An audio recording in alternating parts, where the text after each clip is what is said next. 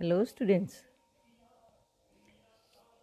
कल हमने किया था स्टैंडर्ड डेविएशन इंडिविजुअल सीरीज में, जिसमें हमने उसका डायरेक्ट मेथड किया था। मैंने आपको बताया था कि स्टैंडर्ड डेविएशन क्या है। Is the square root of arithmetic mean of the squares of deviation of items from the arithmetic mean, यानी square root of arithmetic mean. Standard deviation या मानक विचलन बहुत ज़्यादा प्रचलित है और इसको याद करने के लिए कार्ल पियर्सन जो है उन्होंने सबसे पहले इसको प्रयोग किया था। इसको याद करने के लिए तीनों सीरीज जो मैं आपको पहले भी बता चुकी हूँ, individual, discrete and continuous series, तीन तरह की सीरीज हैं जिसमें इसको याद करने के लिए पहली सीरीज जो हमने ली इंडिविजुअल सीरीज या व्यक्तिगत श्रेणी जिसको कहा गया है। व्यक्तिगत श्रेणी में डायरेक्ट मेथड हम कर चुके हैं। आज हम करेंगे शॉर्टकट मेथड। डायरेक्ट मेथड के लिए आपको याद होगा कि हमने सबसे पहले उससे जो सीरीज जो है या जो डाटा हमें दिए हैं, जो वेरिएबल्स दिए हैं, उनका हम निकालते हैं मीन। मीन का कैलकुलेशन हम पहले भी कर चुके हैं कि जब किसी सीरीज में उसकी फ्रीक्वेंसी नहीं दी हुई होती है तो हम क्या करते हैं कि उस सीरीज में जो डाटा हमें दिए हैं उनका सम टोटल करते हैं, यानी कुल उसका जोड़ करते हैं, और उसमें जो है दी गई संख्याएं कितनी हैं, नंबर ऑफ़ वेरिएबल्स, उनका उसको डिवाइड कर देते हैं, भाग दे देते हैं, उससे उसका जो है वो मीन आ जाता है। यानी sigma x bar is equal to sigma x upon n. तो ये तो हम ज्ञात करते हैं उनका मीन। आज हम करेंगे इसका शॉर्टकट मेथड। शॉर्टकट मेथड हम करते हैं एज्यूम्ड मीन के बेसिस पे। एज्यूम्ड मीन किसको कहा जाता है कि हमारे पास, जैसे मान लीजिए ये एक हमें टेबल दी हुई है, इसमें टेबल में आपको कितनी संख्याएं, पहले देखिए पहला जो कॉलम है वर्टिकल कॉलम, उसमें क्रमांक दिए हुए हैं। क्रमांक में हम देख रहे हैं कि 10 संख्याएं दी हुई हैं।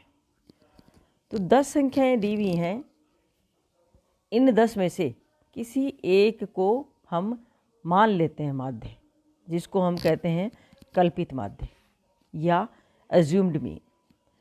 तो ये जो शॉर्टकट मेथड है ये कल्पित माध्य गणना के आधार पे किया जाता है। तो सबसे पहले हमें जो सीरीज दी हुई है उसका कल्पित माध्य मान लिया जाता है, जिसको हम ए से डिनोट करते हैं, ए से दर्शाते हैं, कैपिटल ए। उसके बाद हमें डी निकालना है, जो हमने पहले भी निकाला है डायरेक्ट मेथड में। उसी तरह से देखिए उसमें हमने मीन को कैलकुलेट किया था और उसको सभी जो वेरिएबल्स हैं उसमें से माइनस किया था, तो वो आ जाता है उसका जो है डेविएशन, विचलन जिसको कहा है। तो डेविएशन निकालने के लिए हम क्या करते हैं कि जितने वेरिएबल्स हैं उनको x से हमने माना, देखिए, और x minus A, her a variable में से एज्यूम्ड मीन या कल्पित माध्य को माइनस कर देंगे, घटा देंगे, और अंत में उन सब का टोटल कर लेंगे, तो वो आ जाता है सिग्मा डी, या डेविएशन या विचलन का योग प्राप्त हो जाता है हमें। जैसे नीचे जो एग्जाम्पल दिया है उसमें आपको मैं बताऊंगी। अब जो हमें डी हमने निकाला है, डेविएशन जो हमने निकाला है, तो डेविएशन का जो है हम अब क्या करते हैं, होल स्क्वायर उसका जो है, ये स्क्वायर जो है उसका या वर्ग उसका ज्ञात किया जाता है सिग्मा डी स्क्वायर, जो हमने पहले भी किया था। यहाँ देखिए डायरेक्ट मेथड और शॉर्टकट मेथड में क्या अंतर दिखा कि वहाँ हमने मीन कैलकुलेट किया है, माध्य निकाला है इसका सीरीज का, और यहाँ हम क्या कर रहे हैं, इसका माध्य जो है वो हमने मान लिया है किसी एक संख्या को। अब देखिए पहले हमने एज्यूम्ड मीन यानी कल्पित माध्य माना, फिर हमने उसका डेविएशन डी निकाला, जिसको कि वेरिएबल्स में से ए को या एज्यूम्ड मीन को माइनस करके उसका सम टोटल कर दिया और उसका स्क्वायर कर दिया। 3 स्टेप आ गए। चौथा स्टेप हमारा आता है कि इसको फॉर्मूले में रखते हैं जिससे हम स्टैंडर्ड डेविएशन ज्ञात कर सकें, और उसका जो है उसमें सिर्फ एक ही था, under root sigma d square upon n. यहाँ पे क्या है स्टैंडर्ड डेविएशन के लिए कि under root sigma d square upon n minus bracket sigma d upon n का होल स्क्वायर। ये सिग्मा बराबर यानी मानक विचलन या स्टैंडर्ड डेविएशन का फॉर्मूला है यहाँ पे, किसमें, शॉर्टकट मेथड में। अब आता है इसमें कि बिना विचलन ज्ञात किए भी, विचलन हमने कैसे ज्ञात किया था कि जो वेरिएबल्स हैं उसमें से कल्पित माध्य को माइनस कर दिया था। अब बिना विचलन ज्ञात किए क्या दे रखा है कि प्रत्येक मान का वर्ग करके उनका योग कर लो।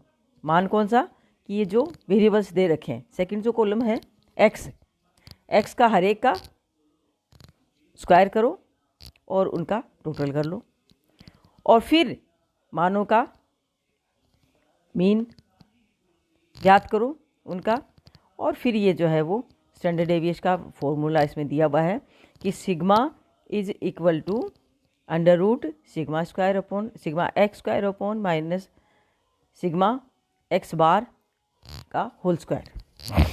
यानी एक्स स्क्वायर हमने निकाला है सबका, उनका सम टोटल कर दिया और उसमें उनकी नंबर ऑफ वेरिएबल्स का भाग दे दिया, माइनस ब्रैकेट ये हमने मीन निकाला है उनका, तो ये मीन करके उसका होल स्क्वायर कर दिया और उसका अंडर रूट निकालेंगे तो वो आ जाएगा इसका जो है वो स्टैंडर्ड डेविएशन। तो ये तो दो फॉर्मूले हो गए, पहला जिसमें कल्पित माध्य माना है हमने, दूसरा यानी जिसके थ्रू हमने डेविएशन या विचलन निकाला है, दूसरा जिसमें हमने डेविएशन नहीं निकाला है, हमने क्या किया है कि उसका स्क्वायर करके जितने वेरिएबल्स हैं उसका मीन निकाल लिया और फिर उसको फॉर्मूले में जो कि under root sigma x square upon n minus bracket sigma x bar bracket close whole square. अब इसके आधार पे देखिए ये फॉर्मूला आपको दिया गया है, इसमें दोनों मेथड जो है यूज किए जाएंगे। इसमें देखिए 10 वेरिएबल्स आपको दे रखे हैं, 10 संख्याएं हैं, जो कोई वेट दे रखा है कि 20, 20, 21, 24, 25 ये सारी 10 संख्याएं हैं जिसका टोटल सबसे पहले एक्स बार। देखिए सबसे पहले सारे छोटे कैलकुलेशन कर लेंगे फिर फॉर्मूले में रखेंगे तो उससे क्या होता है, इजी होता है। एक्स बार एक्स सिग्मा एक्स यानी वेरिएबल्स का टोटल कर लिया हमने जो 250 आया। नंबर ऑफ वेरिएबल्स कितने हैं, 10 हैं। अब उसका हम क्या लेंगे, कोई भी अज्यूम्ड मीन। अब यहाँ पे देखिए करीबन 20 की सी संख्या को अज्यूम्ड मीन मान लेते हैं। अज्यूम्ड मीन जो है इसने क्या माना है, 28 नीचे ये जो 7 नंबर की संख्या 8 की भी ये है, इन दोनों में से किसी एक को आपने ए मान लिया और ये एक जो ए जो है हर एक एक्स में से आप माइनस करेंगे। 20 minus 28, 20 minus 28, 21 minus 28, 24 minus 28, 25 minus 28, 25 minus 28, 28 minus 28, 28 minus 28, 29 minus 28 और 30 माइनस। तो कोई प्लस में आएगी संख्या, कोई माइनस में आएगी। ये देखिए यहाँ पे डी आ गया, डेविएशन या विचलन आ गया, जिसका टोटल हम करेंगे तो आता है सिग्मा डी बराबर -30। ये आप देख रहे हैं फॉर्मूले में। अब इसका स्क्वायर कर लेंगे फॉर्मूले में रखने के लिए, सिग्मा डी स्क्वायर निकालेंगे। हर एक का स्क्वायर जैसे 8 का 8 से करेंगे मल्टीप्लाई 64, 7 का 7 से करेंगे 49 आएगा, 4 से 4 करेंगे 16 आएगा। तो इस तरह से हम डी हर एक डी को स्क्वायर कर लेंगे और स्क्वायर करने के बाद उसका टोटल निकालेंगे। तो वो क्या आएगा, नीचे देखिए आप कॉलम में 216 आ गया इसका टोटल।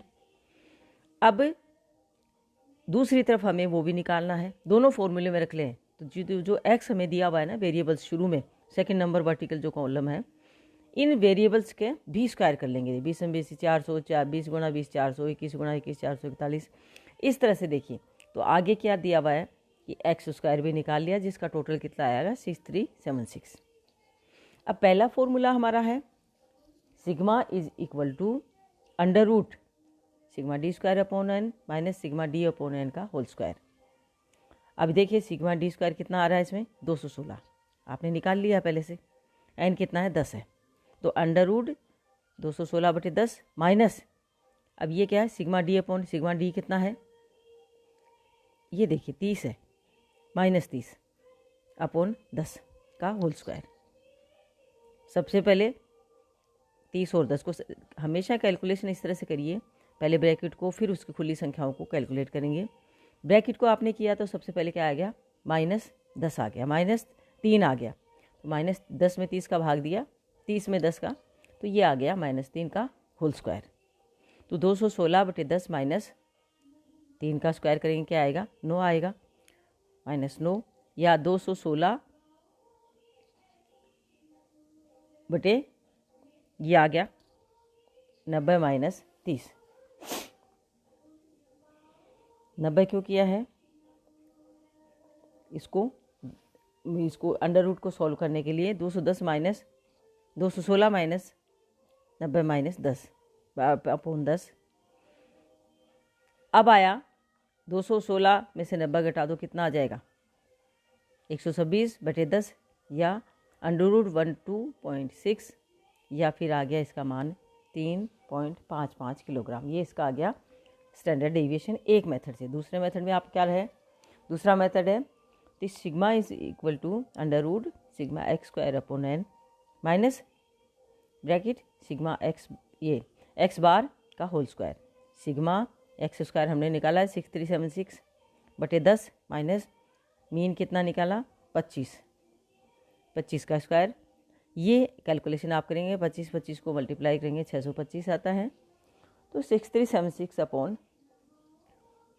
भाई ये 90 क्यों किया है, किसी को समझ नहीं आया होगा तो 216/10। अब ये नीचे का 10 इधर भी ले आओ कैलकुलेशन के लिए, तो 10 से मल्टीप्लाई भी कर दो, 10 से जो है वो भी कर दो, तो ये जो है इस तरह से आ जाएगा।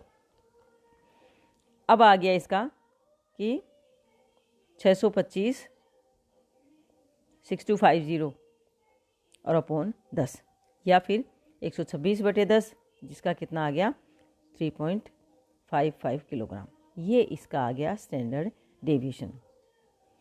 इसका अगर कोफिशिएंट निकालना हो तो आप क्या करेंगे, सिग्मा अपॉन x बार, यानी इसमें इसका जो है मीन का हम भाग दे देते हैं कोफिशिएंट के लिए, मीन जो निकाला है उसका, तो 3.55 में मीन का भाग दे दो तो उसका मानक विचलन गुणांक आ जाएगा, या कोफिशिएंट हो स्टैंडर्ड डेविएशन आ जाएगा।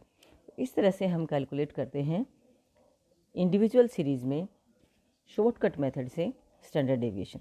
Thank you.